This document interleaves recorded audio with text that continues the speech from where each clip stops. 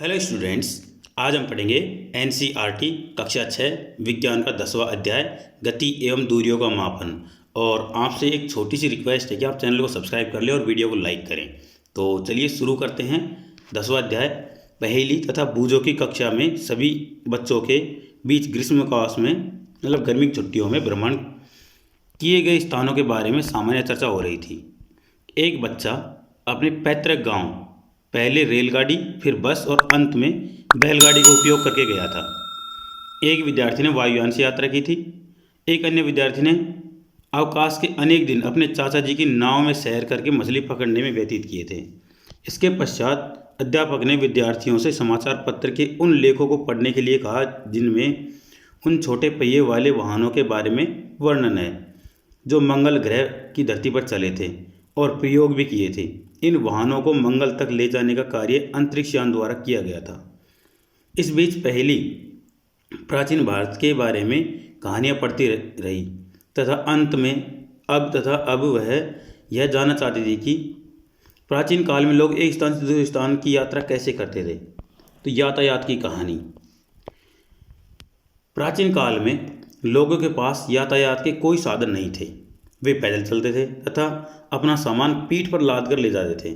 बाद में मानव यातायात के लिए पशुओं का उपयोग करने लगा। प्राचीन काल में जल मार्गों में आने जाने के लिए नाव का उपयोग किया जाता था।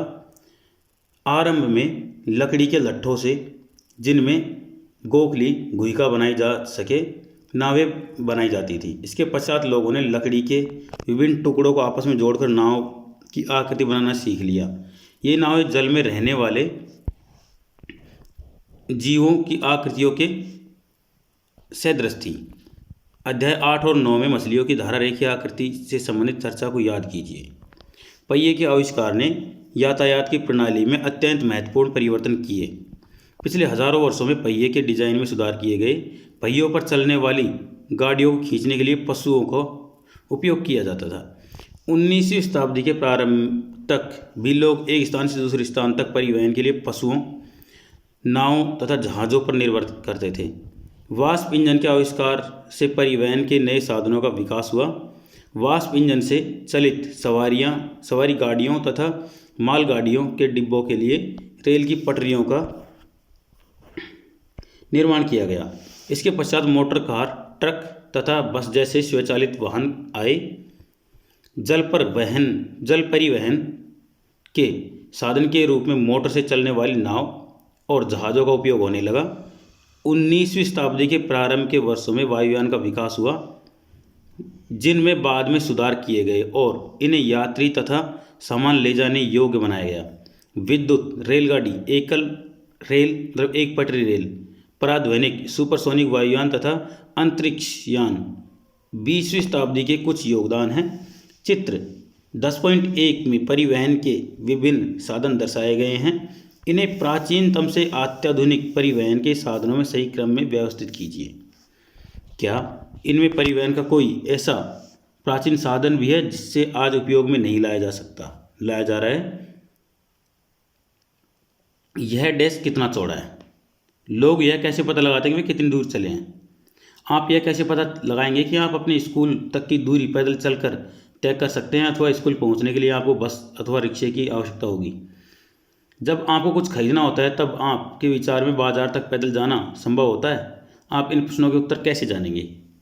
कोई स्थान कितना दूर है यह प्राय जानना महत्वपूर्ण होता है ताकि हम यह अनुमान लगा सकें कि वहां पहुंचने के लिए हम कैसे जाएंगे। पैदल चलकर, बस से, रेलगाड़ी से, पानी के जहाज से, वायुयान से अथवा कोई अंतरिक्ष यान लेना होगा। कभी कभी ऐसी वस्तुएं भी होती है जिनकी लंबाई तथा चौड़ाई जानने की हमें आवश्यकता होती है। पहेली तथा बूझों की कक्षा के कमरे में बड़े बड़े डेस्क हैं जिन पर दो दो विद्यार्थी बैठते हैं।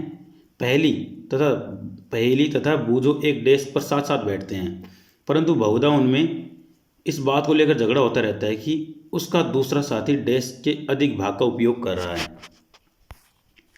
अध्यापक के सुझाव पर उन्होंने डेस्क की लंबाई मापने का निश्चय किया। डेस्क के ठीक मध्य में एक चिन्ह बनाया तथा डेस्क को 2 बराबर भागों में बांटने के लिए एक रेखा खींची। ये दोनों ही अपने मित्रों के साथ गिल्ली डंडा खेलने के शौकीन हैं और बूझो तो हमेशा ही अपने पास एक गिल्ली और डंडा रखता है। चित्र 10.2 में देखिए, उन्होंने गिल्ली और डंडे का उपयोग करके डैश की लंबाई मापने का प्रयास कैसे किया जाता है।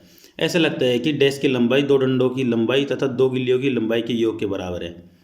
डैश के मध्य में रेखा खींचने पर दोनों प्रश्न दिखाई देते हैं, क्योंकि दोनों को आधा आधा डैश मिल गया है, जिसमें डैश का आधा भाग लंबाई में एक डंडे और एक गिल्ली की लंबाई के बराबर है। कुछ दिनों बाद खींची गई रेखा मिट जाती है। बूजो का पुराना गिल्ली डंडा खो गया। अब इसके पास गिल्ली डंडे का नया सेट है। अब देखिए वे गिल्ली डंडे को नए सेट की का उपयोग करके डैश की लंबाई किस प्रकार मापते हैं।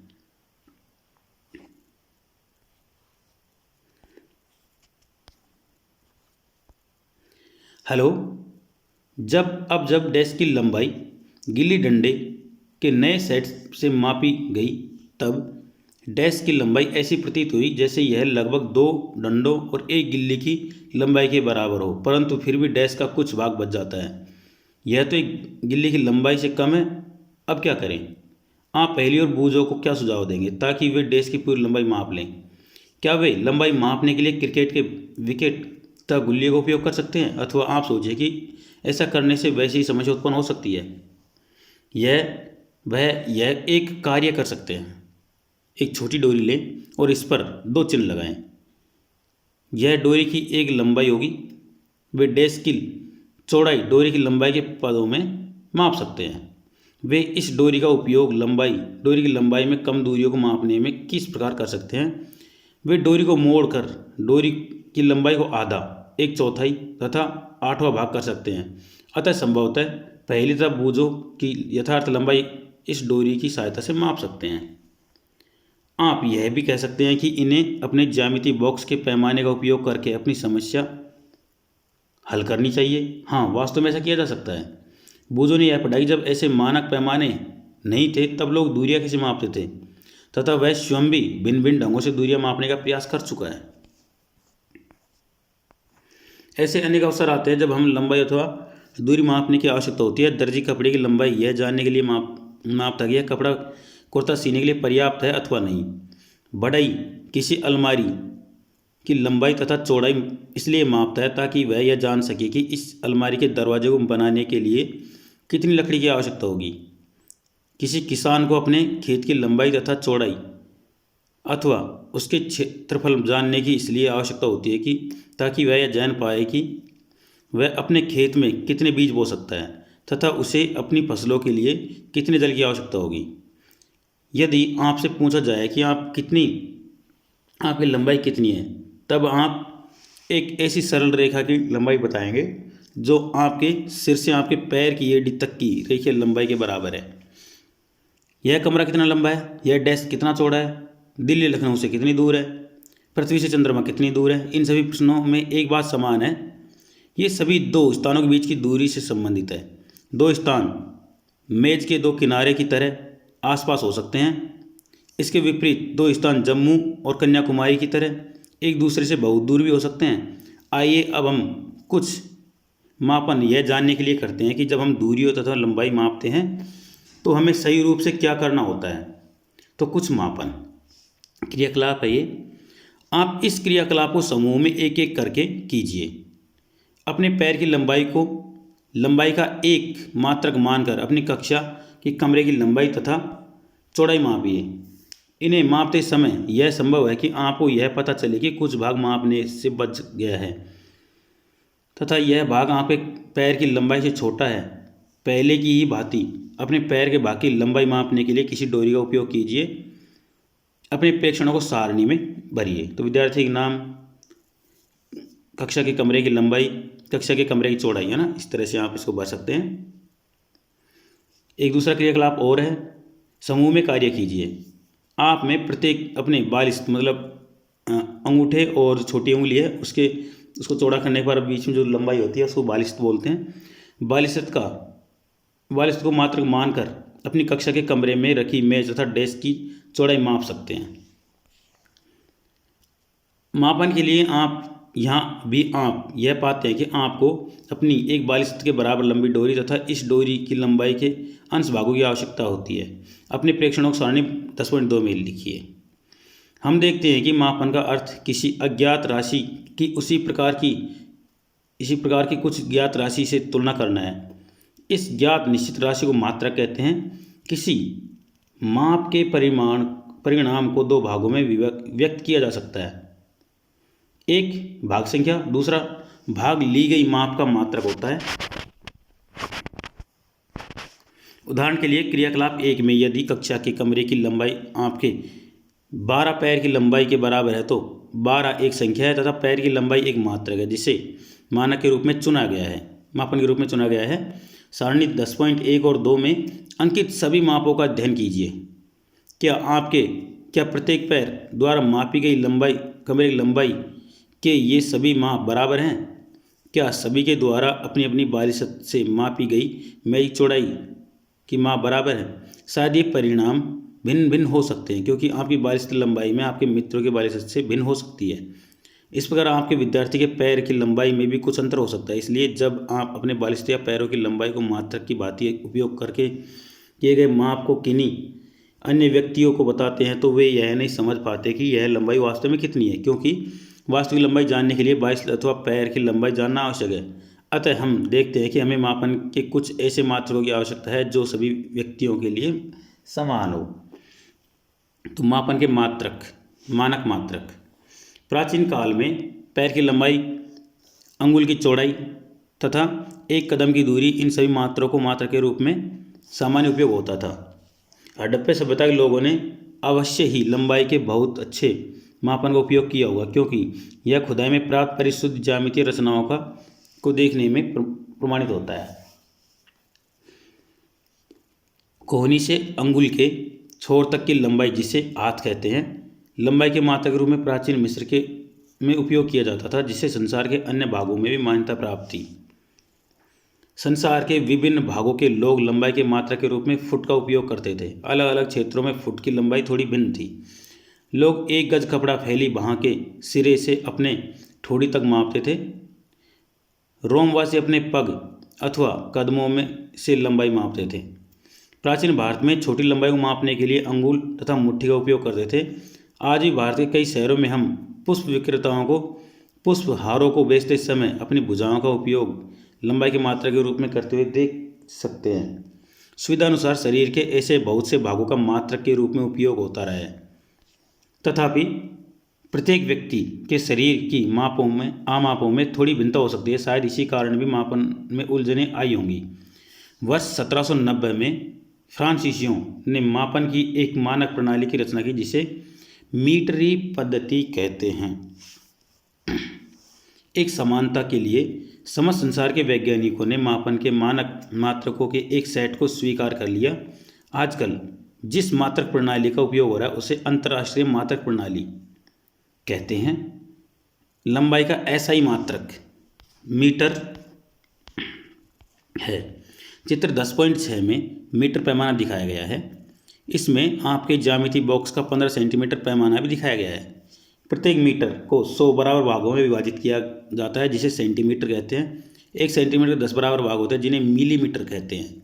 इस प्रकार 1 मीटर बराबर 100 सेंटीमीटर, 1 सेंटीमीटर बराबर 10 मिलीमीटर। लंबी दूरियों के मापन के लिए मीटर एक सुविधाजनक मात्रक नहीं है। इसके लिए हम एक बड़े मात्रक को परिभाषित करते हैं, इसे किलोमीटर कहते हैं। मतलब 1 किलोमीटर बराबर 1000 मीटर। अब हम अपने सभी मापन क्रियाकलापों को मानक पैमानों का उपयोग करके दोहरा सकते हैं तथा लंबाइयों को ऐसा ही मात्रकों में माप सकते हैं। ऐसा करने से पहले हमें दूरी तथा लंबाई मापने का सही ढंग जानना आवश्यक है। लंबाई की यथार्थ या परिशुद्ध माप। अपने दैनिक जीवन में हम विविध प्रकार की मापक युक्तियों का उपयोग करते हैं। मापने के लिए हम मीटर पैमाने का उपयोग करते हैं। दर्जी मापक फीते का उपयोग करते हैं, जबकि कपड़े के व्यापारी मीटर छड़ काम में लाते हैं। किसी वस्तु की लंबाई मापने के लिए आपको किसी उपयुक्त युक्ति का चयन करना चाहिए। उदाहरण के लिए किसी वृक्ष का घेर अथवा अपने सीने या वक्ष की माप के लिए आप मीटर पैमाने का उपयोग नहीं कर सकते। ऐसी मापों के लिए मापक फीता अधिक सुविधाजनक होता है। छोटी लंबाई, जैसे आपकी पेंसिल की लंबाई मापने के लिए आप अपने ज्यामिति बॉक्स के 15 सेंटीमीटर पैमाने को काम में ला सकते हैं। लंबाई मापते समय हमें निम्नलिखित सावधानियां बरतने की आवश्यकता होती है। पहला, चित्र 10.7 जो ऊपर रह गया है उसमें स्केल दिखाया हुआ है, में देखिए दिखाए अनुसार पैमाने की वस्तु के संपर्क में उसकी लंबाई के अनुदिश रखिए, इस तरह से। ठीक है, लंबाई के अनुदिश सीधा रखना है। कुछ पैमाने के सिरे टूटे हो सकते हैं, आप इन पैमानों के शून्यांक स्पष्ट नहीं देख सकेंगे। चित्र 10.8 ए में देखिए इस तरह से। ठीक है, इस तरह से। तो आगे देखो, आप इन पैमानों के शून्यांक स्पष्ट नहीं देख सकेंगे। ऐसे प्रकरणों में पैमाने के शून्यांक से माप लेने से बचिए। आप पैमाने का कोई अन्य पूर्णांक जैसे 1 सेंटीमीटर काम में ला सकते हैं, तब आपको दूसरे सिरे के पाठ्यांक से इस पूर्णांक के पाठ्यांक को घटाना चाहिए। उदाहरण के लिए 10.8 चित्र में एक सिरे का पाठ्यांक 1 सेंटीमीटर तथा दूसरे पाठ्यांक का सिरा 14.3 सेंटीमीटर है, अतः वस्तु की लंबाई 14.3 सेंटीमीटर से 1.0 सेंटीमीटर घटा देंगे तो ये बचेगा 13.3 सेंटीमीटर, इस तरह से। ठीक है। तीसरा, माप लेने के लिए आँख की सही स्थिति भी महत्वपूर्ण होती है। चित्र 10.9 में दर्शाया अनुसार आपकी आँख जिस बिंदु की माप ली जानी है उसके ठीक सामने होनी चाहिए। स्थिति बी आँख की सही स्थिति है। ध्यान दीजिए, बी से देखने पर पाठ्यांक 7.5 दिखेगी है। स्थिति ए और सी में पाठ्यांक भिन्न हो सकते हैं, ये अलग अलग दिखाई दे सकते हैं। अपने सहपाठियों की ऊंचाई पहले 42 और फिर मीटर पैमाने का उपयोग करके मापिए। इसके लिए अपने सहपाठी को दीवार के साथ पीठ रखकर खड़ा होने को कहिए। उसके सिर के ऊपर दीवार पर एक चिन्ह अंकित कीजिए। अब फर्श से दीवार पर बने चिन्ह तक की दूरी पहले अपने 42 में और फिर मीटर पैमाने से मापिए। अन्य सभी विद्यार्थियों से इस लंबाई को इस प्रकार मापने के लिए कहिए। सभी प्रेक्षण सारणी 10.3 में भरिए। मतलब आपको आपकी कक्षा के बच्चों की लंबाई मापनी है। विभिन्न विद्यार्थियों के द्वारा प्राप्त परिणामों का ध्यान से अध्ययन कीजिए। कॉलम 2 में परिणाम एक दूसरे से भिन्न हो सकते हैं क्योंकि विद्यार्थियों के 42 की लंबाई एक दूसरे से भिन्न हो सकती है। अब कॉलम 3 के परिणामों को देखिए, जिसमें सभी मापें मानक पैमाने द्वारा ली गई हैं। ये परिणाम एक दूसरे के बहुत समीप हो सकते हैं, परंतु क्या ये एक दूसरे के ठीक ठीक बराबर हैं? यदि नहीं, तो आपके विचार में यह अंतर क्यों है? आखिर सभी एक ही पैमाने का उपयोग कर रहे हैं, भिन्न भिन्न 42 तत्वों का उपयोग तो कर नहीं रहे। यह अंतर प्रेक्षण लेने में होने वाली छोटी त्रुटियों के कारण हो सकता है। मापन की इन त्रुटियों को जानने और व्यवहार में लाने के महत्व के बारे में उच्च कक्षाओं में सीखेंगे। किसी वक्र रेखा की लंबाई मापना। हम किसी वक्र रेखा की लंबाई सीधे मीटर पैमाने का उपयोग करके नहीं माप सकते। वक्र रेखा की लंबाई मापने के लिए हम धागे का उपयोग कर सकते हैं। वक्र रेखा ए बी चित्र 10.10 की लंबाई मापने के लिए किसी धागे का उपयोग कीजिए। धागे के एक सिरे पर गांठ बांधिए। इस गांठ को बिंदु ए पर रखिए। अब धागे को अपनी अंगुली तथा अंगूठे द्वारा तना हुआ रखकर इसके छोटे भाग को रेखा के अनुदिश रखिए। इस बिंदु पर अपने एक हाथ से धागे को थामिए। अपने दूसरे हाथ से धागे के और थोड़े भाग को वक्र रेखा के अनुदिश फैलाइए। इस प्रक्रिया को दोहराते हुए वक्र रेखा के बिंदु बी तक पहुँचिए। धागे का जो भाग बिंदु बी पर है वहाँ एक चिन्ह अंकित कीजिए। अब इस धागे को मीटर पैमाने के अनुदिश फैलाइए। धागे के आरंभ में बंधी गांठ तथा इस पर बने अंतिम चिन्ह के बीच की लंबाई मापिए। यह माप वक्र रेखा ए बी की लंबाई है। हमने देखा कि यह सुनिश्चित करने के लिए कि हम दूरियों तथा लंबाइयों का यथार्थ माप ले रहे हैं, हमें बहुत सी सावधानियां बरतनी पड़ रही हैं। मापन के लिए कुछ मानक युक्तियों तथा मापन परिणामों को व्यक्त करने के लिए हमें कुछ मानक मात्रकों की आवश्यकता होती है। हमारे चारों ओर गतिशील वस्तुएं। उन वस्तुओं के बारे में सोचिए जो आपने हाल ही में देखी हैं। इनकी सूची सारणी 10.4 में बनाइए। देखो यहाँ पर घर, एक उड़ती चिड़िया, मेज, घड़ी में सेकंड की सुई, है ना, घड़ी, इस तरह से आपने बहुत सारी चीज़ें देखी हैं। सूची में स्कूल का बस्ता, मच्छर, मेज, कुर्सियों पर बैठे व्यक्ति, इधर उधर जाते लोग आदि हो सकते हैं। इसके अतिरिक्त तितलियाँ, कुत्ते, गाय, आपका हाथ, छोटा बच्चा, जल में मछली, घर, फैक्ट्री, पत्थर, घोड़ा, गेंद, बल्ला, चलती रेलगाड़ी, सिलाई मशीन, दीवार, घड़ी, घड़ी की सुइयाँ भी हो सकती हैं। आप जितनी लंबी सूची बना सकते हैं बनाइए। इनमें से कौन गतिशील है और कौन विराम है, मतलब रुका हुआ है। आपने यह कैसे सुनिश्चित किया कि कोई वस्तु गति में है अथवा विराम में है। आपने यह देखा होगा कि चिड़िया कुछ समय पश्चात पहले वाले स्थान पर दिखाई नहीं देती जबकि मेज उसी स्थान पर है। इस आधार पर आपने यह सुनिश्चित किया होगा कि कोई वस्तु गति में है अथवा विराम में है। आइए हम किसी चींटी की गति को ध्यान से देखते हैं। क्रियाकलाप 6। कोई ऐसा स्थान चुनिए जहाँ चींटियाँ हों। इस स्थान के निकट कागज की एक बड़ी शीट फैलाकर इस पर कुछ चीनी रखिए। चींटियाँ इस चीनी की ओर आकर्षित होंगी और आपसे गिरी इस कागज की शीट पर बहुत सी चींटियों को रेंगते हुए देखेंगे। किसी एक चींटी के लिए जब वह कागज की शीट पर तुरंत रेंग चुकी हो, पेंसिल से उसकी स्थितियों के निकट छोटे छोटे चिन्ह अंकित कीजिए। चित्र 10.11 जैसे यह इस तरह से ना कागज़ पर रेंगती जाए, आप उसकी स्थितियों पर चिन्ह अंकित करते जाइए। कुछ समय के पश्चात कागज़ की शीट को इधर उधर हिलाकर इस पर से चीनी एवं चींटी हटा दीजिए।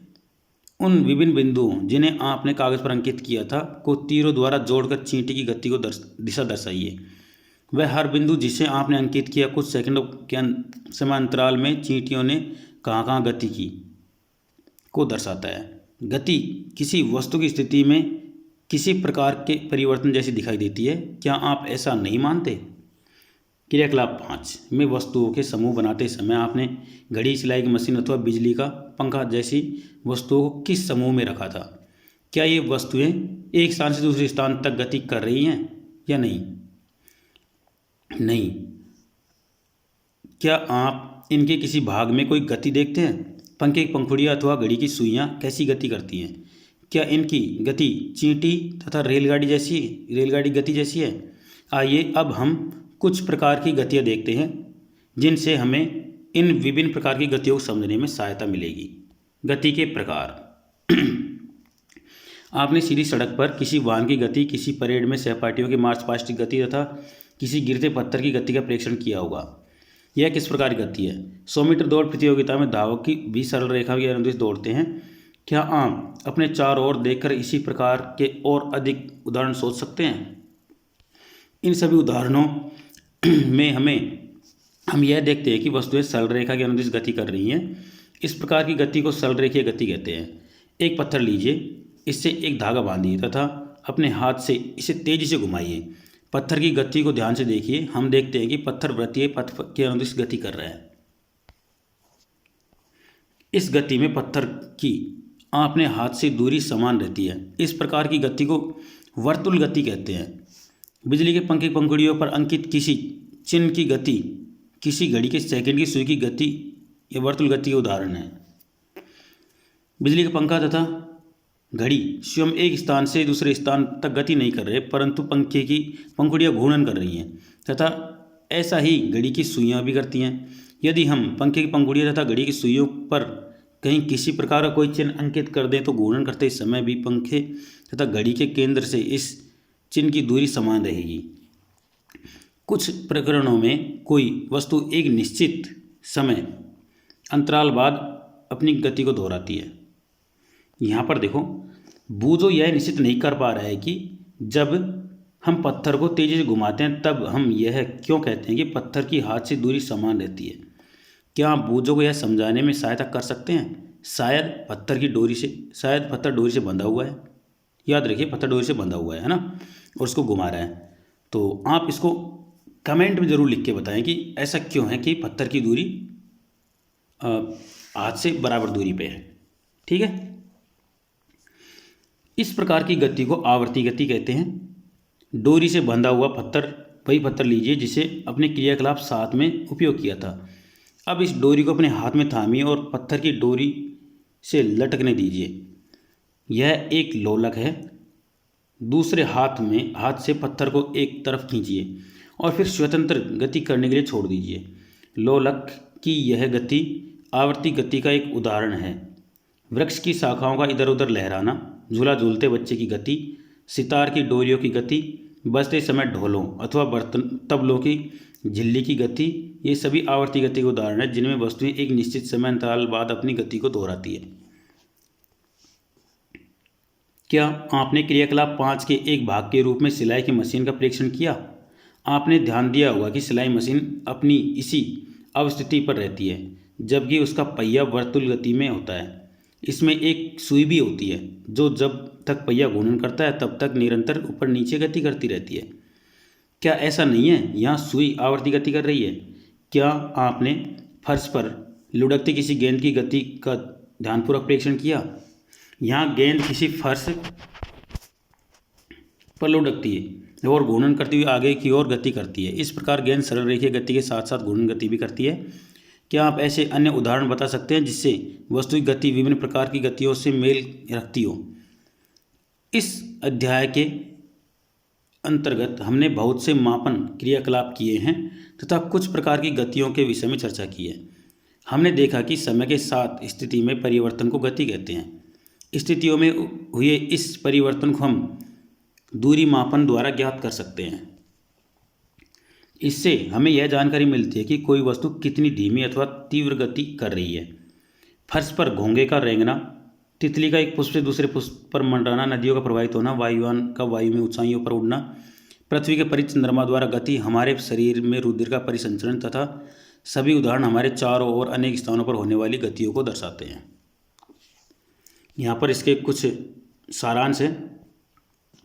एक स्थान से दूसरे स्थान तक जाने के लिए परिवहन के विभिन्न साधनों का उपयोग किया जाता है। प्राचीन काल में लोग पैर की लंबाई, अंगुली की चौड़ाई, एक कदम से दूरी आदि का उपयोग मापक के मात्रा के रूप में करते थे। इससे उलझनें होती थी तथा इसलिए किसी एक समान मापन प्रणाली को विकसित करने की आवश्यकता हुई।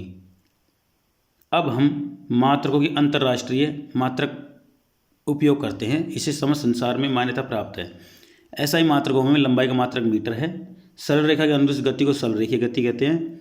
वर्तुल गति में कोई वस्तु इस प्रकार गति करती है कि उस वस्तु के किसी नियत बिंदु से दूरी समान रहे। ऐसी गति जो एक निश्चित समय अंतराल के पश्चात दोहराती है उसे आवर्ती गति कहते हैं। इसके कुछ अभ्यास प्रश्न हैं, बहुत सरल हैं, आप आसानी से दे सकते हैं। देने का प्रयास कीजिए, बाकी मैं आपके प्रश्न उत्तर करवा ही रहा हूँ। वायु, जल तथा थल का उपयोग किए जाने वाले परिवहन के साधनों में प्रत्येक के दो दो उदाहरण दीजिए। देखो, हवा में हेलीकॉप्टर और हवाई जहाज उड़ते हैं। जल में पानी के जहाज, नाव ये चलती हैं। थल पर रेलगाड़ी, बस, ट्रक, जीप आदि चलते हैं। ठीक है, ये उदाहरण आप दे सकते हैं अपने हिसाब से। दूसरा प्रश्न है, 1 मीटर में 100 सेंटीमीटर होते हैं। पहले का आंसर हो जाएगा 100 सेंटीमीटर। ठीक है। 5 किलोमीटर में 5000 मीटर होते हैं। दूसरे में हो जाएंगे 5000 मीटर। ठीक है। तीसरा, झूले पर किसी बच्चे की गति कौन सी होती है? आवर्ती गति है ना, तो यहाँ पर हम इसमें तीसरे में लिखेंगे आवर्ती, सरल आवर्ती गति। ठीक, आवर्ती गति। घ, ये जिसके लोलक की तरह आवर्ती होती है उसको हम आवर्ती गति बोलते हैं। ठीक है। किसी सिलाई मशीन की सुई की गति क्या होती है? इसे भी आवर्ती गति बोलते हैं, इसको सरल आवर्ती गति बोलते हैं। ठीक है। और अगला है, किसी साइकिल के पहिए की गति कौन सी गति होती है? रेखीय गति होती है, घूर्णन गति होती है। तो यहाँ पर पहिए की गति दोनों प्रकार की होती है, रेखीय भी होती है और घूर्णन गति भी होती है। तो यहाँ पर लिखिए रेखीय तथा घूर्णन, रेखीय तथा घूर्णन। ठीक है, आप भर लीजिए। इसमें नेक्स्ट देखेंगे हम। हाँ, ठीक है। तीसरा प्रश्न देखिए, पग अथवा कदम का उपयोग लंबाई के मानक के रूप में क्यों नहीं किया जा सकता? क्योंकि पग और कदम, पग मतलब सिर पे बांधी जाने वाली पगड़ी और कदम पैर होते हैं। इनकी हर एक व्यक्ति की लंबाई अलग अलग होती है। जैसे किसी कोई पगड़ी अधिक लंबी बांधता है, कोई छोटी बांधता है। उसी प्रकार से किसी के पैर बड़े हो सकते हैं, किसी के छोटे हो सकते हैं। तो इनकी लंबाई अलग अलग होने की वजह से यहाँ पर लंबाई में परिवर्तन आ सकता है, इसलिए इनका उपयोग नहीं किया जाता। निम्नलिखित को लंबाई के बढ़ते परिणामों में व्यक्त कीजिए। तो सबसे छोटी लंबाई होती है मिलीमीटर, उसके बाद में सेंटीमीटर, फिर मीटर और फिर किलोमीटर। तो पहले कैसे लिखेंगे, 1 मिनट 1 mm, 1 mm छोटा होगा किससे, 1 सेंटीमीटर से, इससे छोटा हो।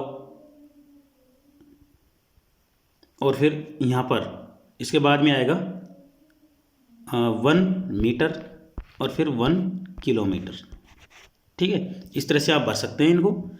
1 mm, फिर छोटे चिन्ह लगाएंगे, 1 सेंटीमीटर, फिर छोटे चिन्ह लगाएंगे, 1 मीटर, फिर छोटे चिन्ह लगाएंगे, फिर 1 किलोमीटर। ठीक है, इस तरह से आप इनको, ये इनका क्रम होता है। नेक्स्ट है हमारा, किसी व्यक्ति की लंबाई 1.65 मीटर है, इसे सेंटीमीटर तथा मिलीमीटर में व्यक्त कीजिए।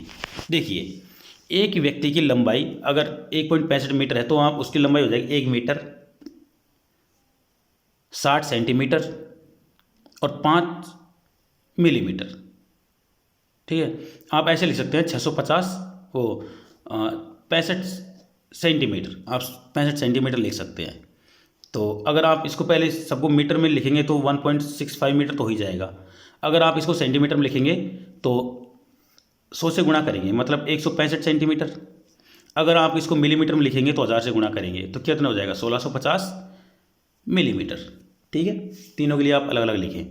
राधा के घर और उसके स्कूल के बीच की दूरी 3250 मीटर है, इस दूरी को किलोमीटर में व्यक्त कीजिए। अगर आपको मीटर को किलोमीटर में बदलना है तो आप क्या करेंगे, 3250 है ना, इसमें 1000 का भाग देंगे तो देने पर ही क्या आएगा, ये आएगा 3.25 किलोमीटर। ठीक है, 3.25 किलोमीटर, ये इसका आंसर हो जाएगा। नेक्स्ट है हमारा,